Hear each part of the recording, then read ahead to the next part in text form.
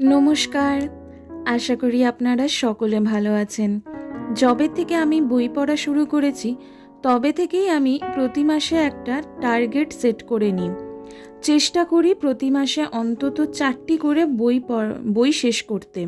প্রতি সপ্তাহে অ্যাটলিস্ট একটা বই যেন শেষ হয়।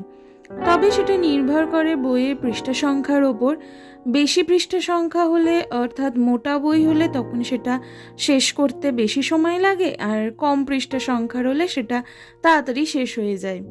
এবার থেকে তাই আমি ঠিক করেছি আমি যা যা বই পড়ব বলে ঠিক করব সেগুলি একটি ভিডিওর মাধ্যমে আপনাদের সাথেও শেয়ার করব। অক্টোবর মাস যেহেতু দুর্গাপূজার মাস, তাই ঠাকুর দেখা চলবে, আবার সঙ্গে পূজাবার্ষিকীও আছে। তবুও ঠিক করেছি যে 4টে বই পড়ব। একে একে এই 4টি বই সম্বন্ধে কিছু কথা আপনাদেরকে বলি, কেন বইটা ভালো লেগেছে বা কী জন্য কিনেছি, এই ধরনের কথা। এরপর পড়ার পর তো ডিটেল ভিডিও আসবেই যে কেমন লাগলো বইটা পড়ে আমার। প্রথমেই যে বইটি পড়ার ইচ্ছে আছে সেটি হলো দেবারতী মুখোপাধ্যায়ের লেখা ডাকাত রাজা। বইটি প্রধানত ঐতিহাসিক প্রেক্ষাপটে রচিত। এর প্রচ্ছদটি আমার বেশ ভালো লেগেছে, বেশ আকর্ষণীয়। বইটি সম্বন্ধে যদি এই 2-4 কথা বলতে হয় তাহলে বইয়ের ব্লারে যে অংশটা লেখা থাকে সেখান থেকে বলতে হবে, ষষ্ঠদশ শতাব্দী দিল্লিতে প্রবল প্রতাপশালী মোগল সম্রাট আকবর, বাংলার সুবেদার সুলেমান কররানী, তার জামাতা ইসলাম ধর্ম গ্রহণ করে হয়ে উঠেছে এক হিংস্র দানব, দুর্বিষহ করে তুলেছে হিন্দুদের জীবন। সে কালাপাহাড়। কিন্তু কেন, কোন অপমান যন্ত্রণায় তার এই জিঘাংসা? এর কিছুদিন আগে প্রয়াত হয়েছেন চৈতন্যদেব। তার প্রবর্তিত বৈষ্ণব ধারা ঘটিয়ে দিয়েছে সামাজিক বিপ্লব।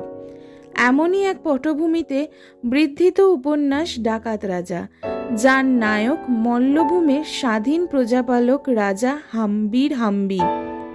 আবার রাতের আধারেই তিনি নাকি ডাকাত রাজা। কেন? কালাপাহাড় বিশাল বাহিনী নিয়ে ধ্বংস করছে উত্তরবঙ্গ ও কামরূপ। এবার তার লক্ষ্য উৎকল, সে প্রতিশোধ নেবে। তারপর ছুটে আসছে কালাপাহাড়ের দুর্ধর্ষ পাঠান ফৌজ। এবার লক্ষ্য বিষ্ণুপুর।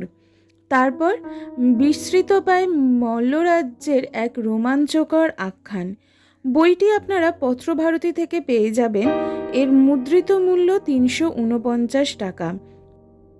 এবার আসি পরের বইটিতে, শুভেন্দু চক্রবর্তীর লেখা ইকেবানা ফুসিগি। আশুদা সিরিজের 4 নম্বর বই এটি। অভিযান পাবলিকেশন থেকে প্রকাশিত বইটির মুদ্রিত মূল্য 250 টাকা। বইটির কভারটা দেখতে পাচ্ছ, পুরোটাই লাল রঙের এবং তার ওপর একজন সামুরাইয়ের ছবি। বইটির এই লাল রঙটি আমাকে আকর্ষণ করেছিল, তাই সংগ্রহ করেছিলাম। বইটির বুক কভারের লেখাটা আপনাদের একটু শোনাই।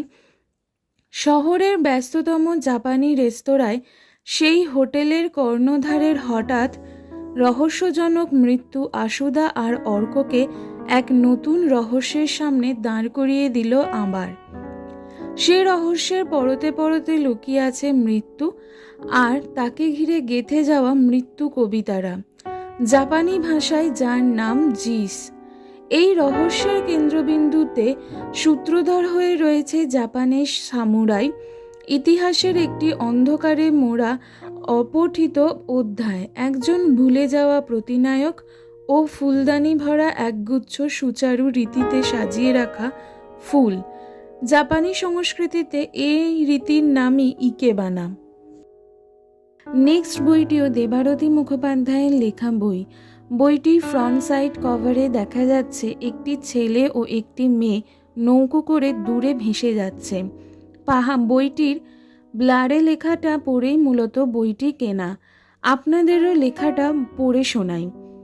উত্তরবঙ্গের এক কাল্পনিক গ্রাম বদনপুর, যে গ্রাম বিখ্যাত তার শ্মশানের জন্য। আশেপাশের গ্রামে কোনো শ্মশান নেই। দূর দূরান্ত থেকে জীবন শেষে মানুষ পুড়তে আসে এখানে। স্থূল দৃষ্টিতে ভারতবর্ষের গ্রামীণ ব্যাংক অবস্থার কথা তুলে ধরে এই উপন্যাস। হিসেব করে রুরাল ব্যাংকিংয়ের ব্যালেন্স শিটের। আর সূক্ষ্ম দৃষ্টিতে সমান্তরালে লেখা হয় অন্য এক ব্যালেন্স শিট, যা নিষ্ক্রিয়ভাবে হিসেব করে মানুষের চাওয়া পাওয়া, পাপ পুণ্যের। কোনটা ডেবিট, কোনটা ক্রেডিট, কোনটা অ্যাসেট, কোনটা আসলে লায়াবিলিটি তা বুঝতে ধাঁধা লেগে যায় এই অগণিত চরিত্রের আশ্চর্য উপন্যাসে। নেতিবাচকতার অন্ধকার পেরিয়ে দেখা যায় আশার আলো, জেগে ওঠে কুণ্ডলিনী। দ্বীপ প্রকাশনীর এই বইটির দাম 465 টাকা।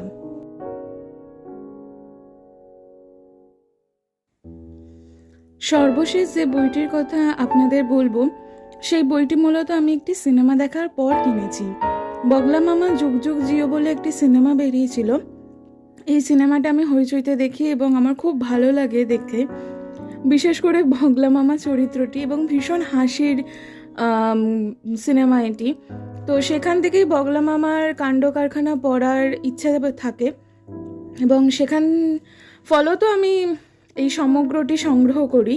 এটি দেব সাহিত্য কুটির থেকে প্রকাশিত, মুদ্রিত মূল্য 375 টাকা। সমগ্রটিতে মোট 14টি গল্প রয়েছে। এটি বাচ্চাদেরও পড়া যাবে, তবে এটি কিন্তু বই হিসাবে, মানে ওই বইগুলোকে কি বলে আমার ঠিক জানা নেই, ওই কমিক্স বুকগুলো যেরকম ছবি দিয়ে দিয়ে থাকে না, ওরকম কিন্তু নয়। বইটির ব্যাক পেজটা পড়লে আপনারা দেখতে পাবেন যে বগলা মামা কায়ারগলি কোরিয়ালি অঞ্চলে দ্বিতীয় বিশ্বযুদ্ধের সময়কালীন ঘটনা নিয়ে লেখা এগুলো, এবং 60, 70, 80 দশকে জন্মানো ছেলেমেয়েদের ভয়ানক আকর্ষণের বিষয় ছিল। ইনফ্যাক্ট এখন আমি পড়ছি, আমারও ভীষণ ভালো লাগছে। তো শুধু সেই সময়কার না, এখনকার ছেলেমেয়েদেরও আকর্ষণের বিষয়। সে এক অদ্ভুত দেশ, প্রান্তিক বঙ্গ বা বলা যায় বাংলার সীমানার বাইরে, বাঙালি তথা অবাঙালির মিশ্র জগৎ। সেখানে আইএনএ বিশ্বযুদ্ধ থেকে জোররা বাই আম্বেরওয়ালি, আখিয়া মিলাকে, জিয়া ঘাবড়াকে, মায় এইখানে, এই প্রাণে, কত বসন্ত, কত সব আছে। বগলা মামাকে নিয়ে লেখা গল্প উপন্যাস পড়লে আজও প্রাক স্বাধীনতা যুগের বেরমো, গোমো, কারগালি অঞ্চলে বাঙালিদের জীবনযাপনকে অনুভব করা যায়। আজ তবে এই পর্যন্তই থাক। নেক্সট কোনো বই নিয়ে আলোচনা হবে আবার আমাদের। ততদিন আপনারা ভালো থাকবেন, সুস্থ থাকবেন, আর অবশ্যই বই পড়তে থাকবেন। ধন্যবাদ।